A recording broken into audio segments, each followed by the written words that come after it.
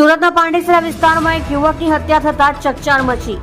સુરતના પાંડેસરામાં સિદ્ધાર્થનગરની પાછળ કચરા પ્લાન્ટ પાસે થવા પામી હતી એક યુવકની હત્યા। 25 વર્ષીય કિરણસિંહ નામક યુવકની કરવામાં આવી હત્યા। મૃતક કરણસિંહને માથાના ભાગે બોધડ પદાર્થ વડે હુમલો કરી હત્યા નિપજાવવામાં આવી હોવાનું સૂત્રો દ્વારા માહિતી મળી। સુરતની પાંડેસરા પોલીસનો કાફલો અને ઉચ્ચ અધિકારીઓનો કાફિલો ઘટના સ્થળ પર આવી હત્યાનો ગુનો નોંધી આગળની વધુ તપાસ હાથ ધરી છે। તમે જોઈ રહ્યા છો SD ન્યૂઝ ચેનલ ફેઝર શેખની સાથે।